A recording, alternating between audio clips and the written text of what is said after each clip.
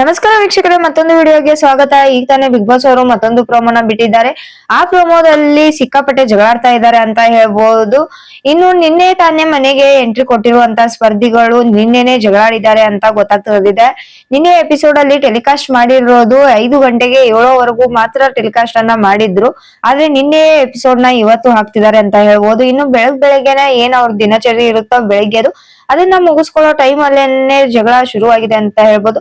ಜೋರಾಗಿನೇ ಜಗಳ ಶುರುವಾಗಿದೆ. ಇಬ್ಬರ ನಡುವಿನ ಜಗಳ ಹೋಗಿ ಮನೆ ಮಂದಿಗೆಲ್ಲ ಜಗಳ ತಗೊಂಡಿದೆ ಅಂತ ಹೇಳ್ಬೋದು. ವಿಡಿಯೋ ಕಡೆಗೆ ನೋಡೋದಾದ್ರೆ ಡಾಗ್ ಸತೀಶ್ ಅವ್ರಿಗೂ ಹಾಗೂ ಚಂದ್ರಪ್ರಭಾ ಅವ್ರಿಗೂ ಜೋರಾಗಿನೇ ಜಗಳ ಶುರುವಾಗಿದೆ ಅಂತ ಹೇಳ್ಬೋದು. ಡಾಗ್ ಸತೀಶ್ ಅವರು ಎಷ್ಟೊತ್ತೇ ಮೇಕಪ್ ಮಾಡ್ಕೋತಾ ಇದ್ರು, ಎಷ್ಟೊತ್ತು ಅವರು ಟೈಮ್ ಸ್ಪೆಂಡ್ ಮಾಡ್ತಾ ಇದ್ರು ತಮ್ಮ ಪರ್ಸನಲ್ ಥಿಂಗ್ಸ್ ಗೆ. ಚಂದ್ರಪ್ರಭಾ ಅವರು ಅದನ್ನ ಗೇಲಿ ಮಾಡ್ಕೊಂಡು ಈ ರೀತಿ ಕಾಟ ಕೊಡ್ತಾರೆ, ಆ ರೀತಿ ಕಾಟ ಕೊಡ್ತಾರೆ ಅಂತ ಹೇಳ್ತಾ ಇದ್ರು.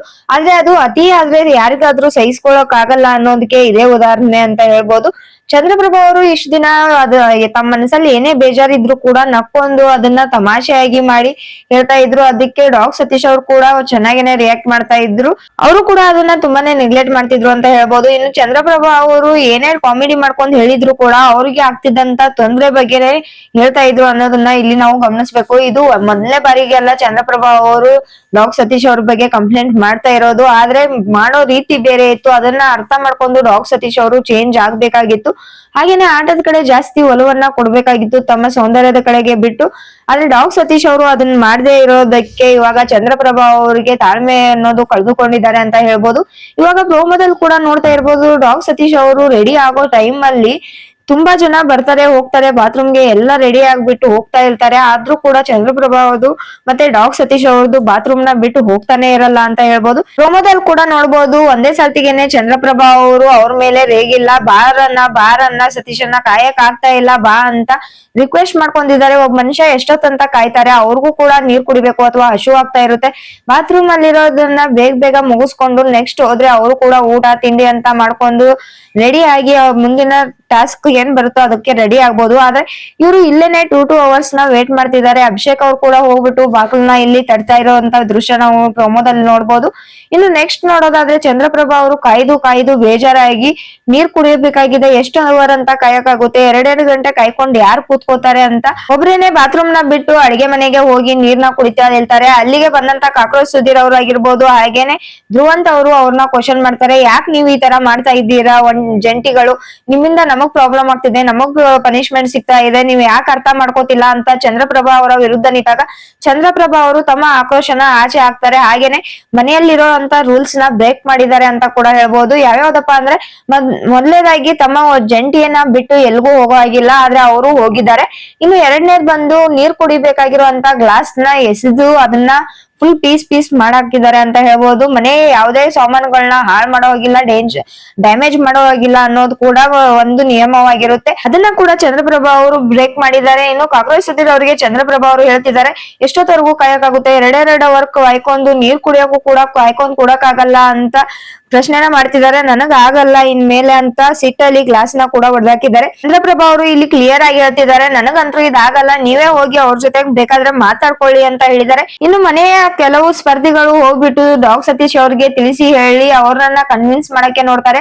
ಅದಕ್ಕೆ ಡಾಗ್ ಸತೀಶ್ ಅವ್ರು ಕೂಡ ಹೇಳೋದೇನಂದ್ರೆ, ನನಗ್ ಆಗಲ್ಲ, ನಂದು ಏನೇನಿದೆಯೋ ಅದನ್ನ ಮುಗಿಯೋವರೆಗೂ ನಾನು ಹೊರಗಡೆ ಬರಲ್ಲ ಅಂತ ಹೇಳ್ತಿದ್ದಾರೆ.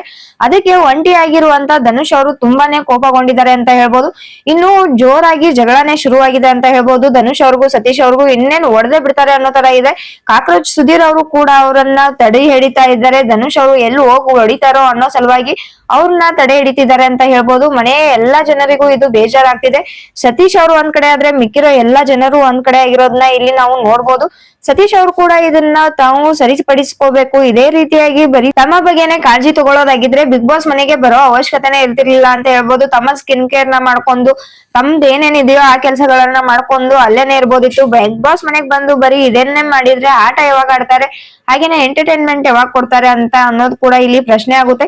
ಇನ್ನು ವಿಟಿ ಕಡೆಗೆ ನೋಡೋದಾದ್ರೆ ಡಾಗ್ ಸತೀಶ್ ಅವರು ಮಾಡ್ತಿರೋದು ತುಂಬಾನೇ ತಪ್ಪು ಅಂತ ಹೇಳ್ಬೋದು. ಅದನ್ನ ಅರ್ಥ ಮಾಡ್ಕೊಳ್ದಿರ ಡಾಗ್ ಸತೀಶ್ ಅವರು ನಾನು ಹೋದ್ರೆ ಎಷ್ಟೊತ್ತೇ ಆಗೋದು ಅಂತ ತುಂಬಾನೇ ಧ್ವನಿಯಲ್ಲಿ ಅವಾಜ್ ಹಾಕೊಂಡು ಮಾತಾಡ್ತಾ ಇದ್ದಾರೆ ಅಂತ ಹೇಳ್ಬೋದು.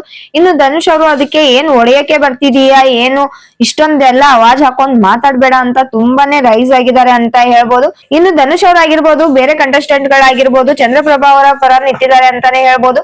ಯಾಕಪ್ಪ ಅಂದ್ರೆ ಅವ್ರ ಕಡೆ ನ್ಯಾಯ ಕೂಡ ಇದೆ. ಹಾಗೇನೆ ಎಲ್ರು ಕೇಳ್ತಾ ಇರೋದು ಅವ್ರು ಎಷ್ಟೊತ್ತಂತ ಕಾಯಕ್ಕಾಗುತ್ತೆ, ನೀವು ಬೇಗ ಬರ್ಬೇಕು ಅಂತ ಹೇಳ್ತಾ ಇದ್ದಾರೆ. ಆದ್ರೆ ಡಾಗ್ ಸತೀಶ್ ಅವರು ಅದನ್ನ ಅರ್ಥ ಮಾಡ್ಕೊಳ್ದಿರಾ ಅವ್ರ ವಿರುದ್ಧನೇ ಮಾತಾಡ್ತಾ ಇದ್ದಾರೆ. ಇಲ್ಲಿ ನೋಡ್ಬೋದು ಸ್ವಲ್ಪ ಜನ ಜಗಳನ ಬಿಡ್ಸೋಕ್ ಬರ್ತಿದ್ದಾರೆ, ಇನ್ ಸ್ವಲ್ಪ ಜನ ಅವರ ವಿರುದ್ಧ ನಿಂತಿದ್ದಾರೆ, ಇನ್ ಸ್ವಲ್ಪ ಜನ ಯಾವ್ದೂನು ನಮಗೆ ಸಂಬಂಧನೇ ಇಲ್ಲ ಅನ್ನೋ ತರ ನಿಂತಿದ್ದಾರೆ. ಅಭಿಷೇಕ್ ಅವರು ಅಷ್ಟೊಂದು ಕಿತ್ತಾಡ್ತಾ ಇದ್ರು ಕೂಡ ಅವ್ರು ಕನ್ನಡಿಲಿ ನೋಡ್ಕೊಂಡು ತಲೆನ ಬಾಚ್ಕೋತಾ ಇದ್ದಾರೆ. ಇನ್ನು ಮಾಳು ನಿಬ್ನಾಳ್ ಅವರಂತೂ ಎಲ್ಲೋ ಕಳೆದೇ ಹೋಗಿದ್ರು ಇಷ್ಟ ದಿನ, ಆದ್ರೆ ಈ ಸರ್ತಿ ಪ್ರೋಮೋದಲ್ಲಿ ಅವರು ಕೂಡ ಕಾಣಿಸ್ತಾ ಇದ್ದಾರೆ. ಹಾಗೇನೆ ಡಾಗ್ ಸತೀಶ್ ಅವರ ವಿರುದ್ಧ ಬೆರಳ್ ಮಾಡ್ಕೊಂಡು ಅವ್ರು ಕೂಡ ಮಾತಾಡ್ತಾ ಇದ್ದಾರೆ ಅಂತ ಹೇಳ್ಬೋದು. ಇದೇ ರೀತಿ ಚೆನ್ನಾಗಿ ಆಟ ಆಡಿದ್ರೆ ಮಾಳು ನಿಬ್ನಾಳ್ ಅವರು ಕೂಡ ಇನ್ನೊಂದು ಸ್ಟೇಜ್ಗೆ ಹೋಗೋದು ಖಂಡಿತ ಅಂತ ಹೇಳ್ಬೋದು. ಇವಾಗ ತಾನೇ ಕಲ್ಲಿದ್ದಲುಗಳು ಹೊತ್ಕೋತಾ ಇದಾವೆ ಅಂತ ಹೇಳ್ಬೋದು ಜಗಳವನ್ನ ಮಾಡೋಕೆ. ಇನ್ನು ಎಪಿಸೋಡ್ ಅಲ್ಲಿ ಕಾಯ್ದು ನೋಡೋಣ ಏನೇನಾಗುತ್ತೆ ಅಂತ. ಇದೇ ರೀತಿಯಾದ ಬಿಗ್ ಬಾಸ್ ಅಪ್ಡೇಟ್ ಗಳಿಗಾಗಿ ನಮ್ಮ ಚಾನೆಲ್ ನ ಇನ್ನೂ ಸಬ್ಸ್ಕ್ರೈಬ್ ಮಾಡ್ಕೊಂಡಿಲ್ಲ ಅಂದ್ರೆ ಸಬ್ಸ್ಕ್ರೈಬ್ ಮಾಡ್ಕೊಳ್ಳಿ. ಹಾಗೇನೆ ಪಕ್ಕದಲ್ಲಿರುವಂತ ಬೆಲ್ ಐಕನ್ ನ ಕ್ಲಿಕ್ ಮಾಡಿ ಅಂತ ಹೇಳ್ತಾ ಈ ವಿಡಿಯೋನ ಇಲ್ಲಿಗೆ ಮುಗಿಸ್ತಾ ಇದ್ದೀನಿ. ಮತ್ತೆ ಸಿಗೋಣ ಮುಂದಿನ ವಿಡಿಯೋದಲ್ಲಿ.